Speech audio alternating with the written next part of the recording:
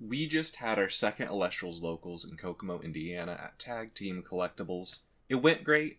We had a little less people than last time just because there were a few people that had things going on, weren't able to make it this time. We'll go ahead and get right into it because round one, same as last time, was not very exciting. It was very long.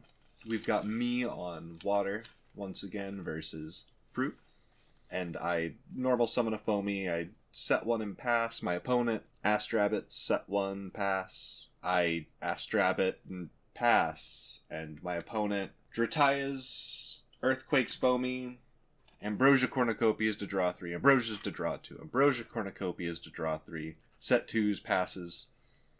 I expend to draw, set 1 and pass. I had a very slow start that didn't do a whole lot. I just play Drataqua and hope that I can heal pretty much the whole game. I sit and do a mediocre job at doing what my deck does while he immediately popped off very, very fast, started doing fruit things, had automatic access to every good staple in the game, and just I got outclassed. It lasted a very long time, but nothing I could have done. I did not get set up as quickly as he did, and he took it. Fruit's very, very cool and very real when it gets to go off.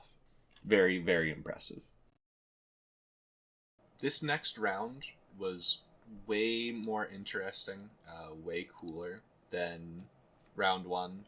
It's still me, just because I stayed in the same spot and I didn't go ahead and move the camera from there. Turn one, I mulligan, but I start with Dratagua, so I basically have no repercussions. I set one and I pass. And then Taylor, who is on Thunder Nexus with Funglow Engine, normal sets one, normal's Elichick. I GG the Elichick, and then Taylor passes. And on my turn, I normal the Galaxy, put Dratagua into attack. I EQ Elichick, I swing for 2, pass turn. Taylor normals Toxeon to burn, and then passes the turn after realizing that it is not big enough to handle my stuff, changes the normal defense, just decides to make sure that works there. I do another Drataqua, I heal, I swing to kill Tox and deal 2 damage. Tox gets summoned again, I kill it by summoning Moss Station, attacking into it, and just swinging for a bunch. Elichit gets summoned, Zeus gets grabbed, disenchant from it to kill the Galaxy by targeting it, and then swinging in with the Elichick, because that is the play that gets you out of the situation for Taylor. It was very good. It goes back to my turn. I go ahead and play Atlantis to be able to buff all my guys, and I turn my Drataqua sideways. I want them to stay alive. I Nexus onto the Drataqua for turn, or I enchant onto the Drataqua for turn to heal. And then I activate Moss Station, which gets Gorgon's Gaze, goes to Taylor's turn. Taylor plays Funglow, and then believe this gets taken back just because Taylor realizes not a great play. Just goes ahead, disenchants, targets Moss Station, swings with Elichick, kills it. It goes to my turn, and then I put onto Drataqua to heal. I pass. Disenchanting from Zeus. Target Drataqua. We go ahead and attack Drataqua and pass. My turn, I normal cast a Foamy, and I pass turn. Taylor sets 1, passes turn. On my turn, I rise from the depths, targeting Drataqua to be able to revive it and then heal 2 on the summon of Drataqua. Taylor's turn, set 2 cards and pass just because my board's full of defense, can't get over it. On my turn, I set 1, I expend a draw, and I pass turn.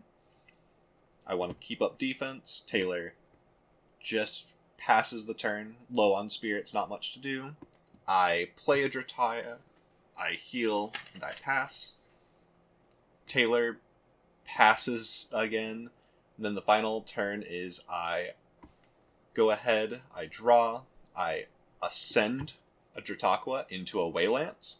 Taylor PTAs it, but looks at the board, or thinks about PTAing it, but then looks at the board, goes, yeah, you got it, because all I have to do is kill over the remaining guy and swing it. So a little different, still a long game, but much more interesting than the last one. I got to do the stuff that my deck wants to do, and I had the right staples to keep Thunder Nexus from really popping off. This final round was Thunder Nexus versus Fruit.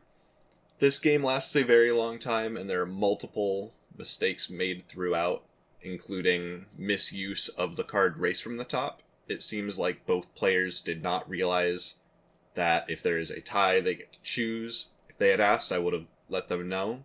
But instead, there is a time where Race from the Top targets 2 Viscerous on board, and they are both sent to the grave instead of just one of them.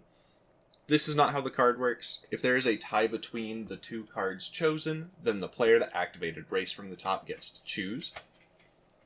But either way, the game is very back and forth. It feels like it's a good speed. There's a good tempo going on between the 2 players. But it ends up ending with Race from the Top getting misused twice, because there's a second time where it is used, and the Thunder Nexus player realizes that they messed up, used it to kill their own card, which was a very funny misplay to see happen in person.